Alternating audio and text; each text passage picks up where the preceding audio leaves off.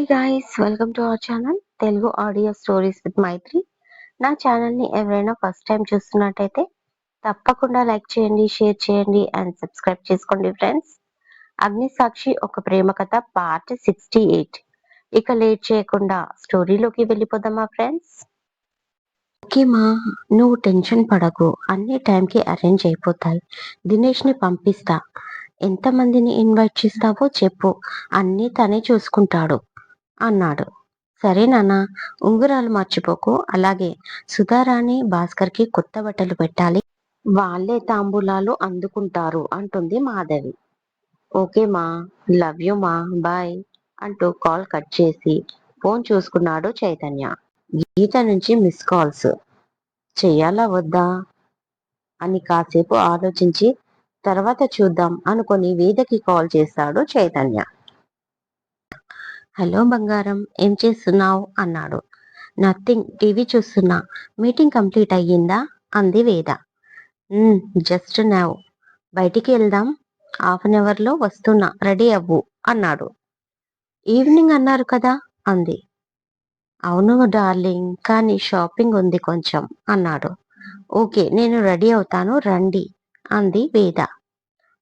సరే కూడా రమ్మను అని అన్నాడు చైతన్య. ఎందుకు, శశి వస్తున్నాడా నవ్వుతూ అంది వేద. వస్తున్నాడు అన్నాడు.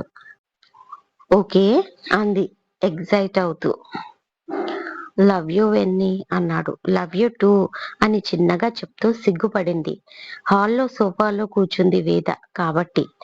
పక్కనే ఉన్న సరియు అది గమనించి నవ్వుకుంది. అది చూసిన వేద ఓకే బాయ్ అని కాల్ కట్ చేసి ఎందుకు నవ్వుతున్నావు అని అడిగింది. టీవీలో జోక్ వస్తుంది అందుకే అంది సరియు. అవునా, మనం సింగింగ్ ప్రోగ్రామ్ చూస్తున్నాం, కామెడీ షో కాదు అంది. నవ్వుతూ సైలెంట్ గా ఉండిపోయింది సరియు. దొరికిపోయావు కదా అంది వేద. సారీ అంది సరియు. నీకు ఎవరైనా తగులుతారు, అప్పుడు తెలుస్తుందిలే ఇవన్నీ అంటూ పద రెడీ అవుదాం అంటూ చెయ్యి పట్టుకుంది వేద. నేనెక్కడికి, సార్తో వెళ్ళేది మీరు అంది. నిన్ను రమ్మన్నాడు సార్ అంది వేద. నేనెందుకు, మీరు వెళ్ళండి, సుధా అక్క వస్తుంది కదా, తనతో టైం స్పెండ్ చేస్తా అంది. అదంతా నాకు తెలీదు, నిన్ను సార్ రెడీగా ఉండమన్నాడు అంటుంది. ఓకే అంటూ ఇద్దరు రెడీ అవుతారు. లైట్ బ్లూ కలర్ చూడీదార్లో Veda, blue colour jeans, light pink t shirt లో ఎప్పటిలాగే టామ్ బాయ్ గెటప్ లో సరయు. చైతన్య వచ్చి బద్రీనాథ్ తో కలిసి కాసేపు మాట్లాడి ఇద్దరిని తీసుకొని స్టార్ట్ అవుతాడు. శశి ఇంకా రాలేదా అని అడిగింది నెమ్మదిగా వేద. సరయు ఆల్రెడీ ఫోన్ లో బిజీగా ఉంది. ఆన్ ది వే, మాల్ దగ్గర జాయిన్ అవుతా అన్నాడు చైతు. సడన్ గా ఈ షాపింగ్ ఏంటి అని అడిగింది వేద. ఎల్లుండి నా ఎంగేజ్మెంట్ అందుకే అన్నాడు చైతన్య నవ్వుతూ వేద వైపు చూసి. షాకింగ్ గా కళ్ళు పెద్దవి చేసి తన వైపే చూస్తుంది. నిజంగానా అడిగింది వేద. ఆ కళ్ళల్లో ఏదో మెరుపు, చెప్పలేని అందం ముఖంలో. ఇంకా అందంగా కనిపించింది చైతన్యకి. ఎస్ మై ప్రిన్సెస్ అన్నాడు డ్రైవింగ్ పై దృష్టి పెడుతూ చైతన్య. హ్యాపీనెస్ తో చైతన్య షోల్డర్ ని గట్టిగా పట్టుకొని లవ్ యూ అని చెప్పి చిక్ పైన చిన్నగా ముద్దు పెట్టుకుంది సరియు చూడకుండా. ఐ టూ బంగారం అన్నాడు చైతు. మాల్ కి వెళ్ళేసరికి శశి రెడీగా ఉన్నాడు వీళ్ళని ఎదురు చూస్తూ. సరియు రావడం ఇంకా హ్యాపీ అయిపోతాడు. హాయ్ శశి అంటుంది వేద. హాయ్ వదిన, ఎలా ఉన్నావు? ఫస్ట్ ఆఫ్ ఆల్ కంగ్రాచులేషన్, త్వరలో మా ఇంటికొచ్చి మా అన్నయ్య మీద పెత్తనం చేయడానికి లైసెన్స్ పొందుతున్నందుకు అన్నాడు శశి. ఆ మాట అర్థం కాక చైతన్య వైపు చూసింది వేద. ఇలాంటి మాటలు మాట్లాడితేనే ఏ చెప్పుతో కొట్టాలి అని ఆలోచించాల్సి ఉంటుంది నాకు అన్నాడు చైతన్య. ఎంత షాపింగ్ చేస్తే మాత్రం కొత్త చెప్పులు ఎందుకన్నయ్యా, ఇంటి దగ్గర చాలా ఉన్నాయి, వాటితో ట్రై చేద్దాం. డబ్బులు దుబారా చేయడం నాకు అస్సలు ఇష్టం ఉండదు వదిన అంటాడు శశి ఇన్నోసెంట్ గా ఫేస్ పెట్టుకొని. శశి మాటలకి వేద సరియు నవ్వుతారు. చైతన్య సీరియస్ గా చూసి, వీడితో ఉంటే షాపింగ్ అయినట్టే అంటూ లేడీస్ సెక్షన్ వైపు తీసుకెళ్తాడు. అక్కడ శారీ సెలెక్షన్ చేస్తూ బిజీగా ఉంటారు వేద, Chaitanya. Hi you, how are you అంటాడు శశి పక్కకు వచ్చి సరియుతో. సేమ్ టు యూ అంటూ తను కూడా రాగం తీస్తూ అంటుంది. అబ్బా, నువ్వు ఇలా అంటావని తెలిస్తే ఐ లవ్ యూ చెప్పేవాణ్ణి. అయ్యో జస్ట్ మిస్, బాగా ఫీల్ అవుతూ అంటాడు శశి. కోపంగా చూస్తుంది శశిని సరయు. చూసింది చాలు, లేడీస్ సెక్షన్ లో మనకేం పని, పద జెంట్స్ సెక్షన్ కి వెళ్దాం అంటూ ఇరిటేట్ చేస్తాడు శశి. శశి, నువ్వు సరేయును ఫోర్త్ బ్లాక్ కి తీసుకెళ్ళు, అక్కడ కలర్ఫుల్ బోటింగ్ ఒకటి ఉంటుంది. సరే, నీకు నచ్చిన కాస్ట్యూమ్స్ తీసుకో మీ గుజరాతీ స్టైల్లో, జస్ట్ మన కార్డు చూపించు సరిపోతుంది అంటాడు చైతన్య. ఎందుకు సార్ అంది సరేయు మోమాటంగా. నో మోర్ డిస్కషన్, శశి తీసుకెళ్ళు ఆర్డర్ వేశాడు చైతు. ఓకే అన్నయ్య అంటూ, మీది గుజరాతీయా, తో చెలియనా అంటాడు. అయితే పద అన్నట్టుగా వాళ్ళ భాషలో టీస్ చేస్తూ శశి కామ్గా నడిచింది సరేయు. షాపింగ్ అయిపోయింది. తర్వాత రెస్టారెంట్ లో డిన్నర్ చేసి ఇంటికి బయలుదేరుతారు. వేద ఫేస్ లో చెప్పలేని సంతోషం. కొత్త కొత్త ఆలోచనలకు ప్రాణం పోస్తుంది పెళ్ళి అనగానే. సరేయుకి ఫ్యామిలీ అటాచ్మెంట్ తక్కువ. ఎప్పుడు ఒంటరిగా ఉండడం అలవాటైపోయింది. కానీ ఇక్కడకు వచ్చాక రోజులు ఎలా గడుస్తున్నాయో అర్థం కావడం లేదు. అది చాలన్నట్టు ఈ మధ్య శశి గురించి ఆలోచించడం మొదలుపెట్టింది. లేట్ అవ్వడంతో చైతన్య ఇంటికే తీసుకెళ్లిపోతాడు వేద సరయులను. భాస్కర్ కి ఫోన్ చేసి చెప్పి, ఇంటికి వచ్చిన గీత మూడ్ అప్సెట్ గా ఉంది. ఏదో కొంచెం తిన్నాను అనిపించి వెళ్ళి పడుకుంది. ఎంతకో నిద్ర పట్టలేదు. సరోజినికి ఫోన్ చేద్దాం అనుకుంది, కానీ మధ్యాహ్నమే మాట్లాడింది. ఇప్పుడు టైం చూస్తే నైట్ 11 అవుతుంది. నిద్రపోయి ఉండొచ్చు అనుకుంటూ చైతన్య ఫోన్ చేసినా లిఫ్ట్ చేయడం లేదని గుర్తుకు వస్తుంది. ఎందుకంత మంకు పట్టు బావకి? చచ్చింది ఎలాగో చచ్చిపోయింది, తిరిగి వస్తుందా? అది చచ్చినా నన్ను వదిలేలా లేదు, అనాథ దయ్యం అనుకుంటూ ఫోన్ కాల్ చేస్తుంది చైతన్యకి.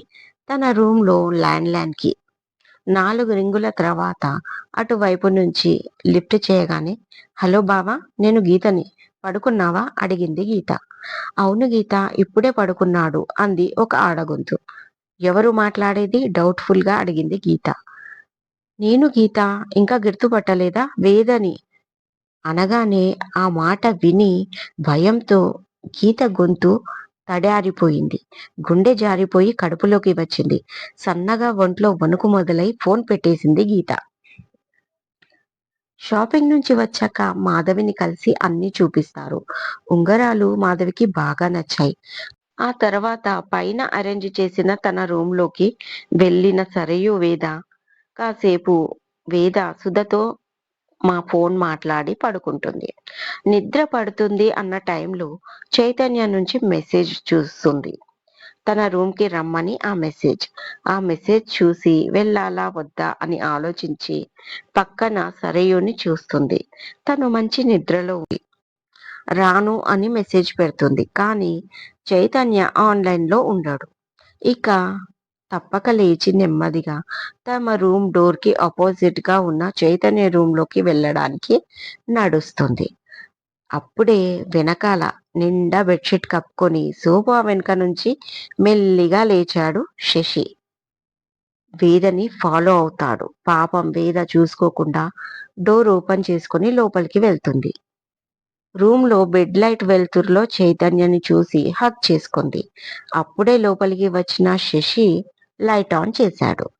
ఇద్దరూ షాక్ అయి శశి వైపు చూస్తారు. అమ్మా, ఇంత దారుణమా? షాపింగ్ పేరు చెప్పి పెళ్లి కాకుండా ఒక అమ్మాయిని ఒక అబ్బాయి రూమ్ లోకి పిలుస్తాడా? ఇది నేను ఖండిస్తున్నాను అధ్యక్ష అని అరుస్తాడు. రేయ్, నీ రూమ్ కి వెళ్ళు అంటాడు చైతన్య. వెళ్ళను, వెళ్ళను. ఇక్కడ మీరు ఏం చేస్తున్నారు అని అడిగాడు.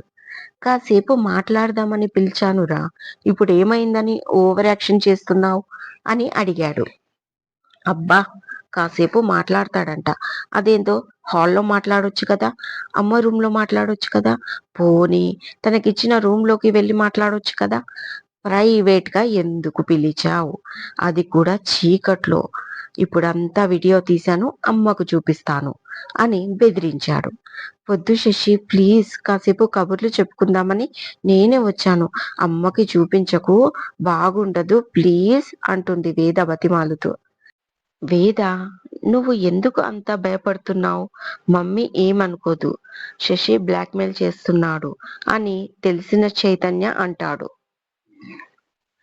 లేదు నేను వెళ్ళిపోతాను అంటూ బయటికి వెళ్తున్న వేదను అడ్డుగా వచ్చి, అబ్బా! తమరు బయటికి వెళ్తే నా ఫోన్‌లో వీడియో డిలీట్ అవుతుందా? శశిగాడు మామూలుగా వదలడు అంటాడు రాక్షసుడిలా నవ్వుతూ. ఇప్పుడెలా అని బుక్కముఖం వేసి చైతన్య వైపు చూస్తుంది వేద. తనని చూస్తే నవ్వొచ్చింది. వేదని దగ్గరికి తీసుకొని ఏంట్రా నీ ప్రాబ్లం అని సీరియస్ గా అడిగాడు చైతన్య. అది ఇప్పుడు అడిగావు బాగుంది. నీ కార్ కీస్ కావాలి. జస్ట్ 2 అవర్స్ అంటాడు శశి. ఆశ్చర్యపోయింది వేద. ఇదంతా కారు కోసమా అనుకొని ఆ మాట బయటికే అనేసింది. మరేమనుకున్నావు? వాడు పెద్ద మాయల ఫకీరు అంటూ ఓన్లీ 2 అవర్స్. అంతలోపు రాలేదనుకో 2 మినిట్స్‌లో నేను అక్కడ ఉంటాను అని వార్నింగ్ ఇచ్చి కీస్ విసిరేశాడు చైతన్య. మహాప్రసాదం అని వాటిని క్యాచ్ చేసి డిస్టర్బెన్స్‌గా ఉంటుంది. డోర్ వేసుకోండి వదినా. ఎవరైనా చూస్తే బాగుండదు.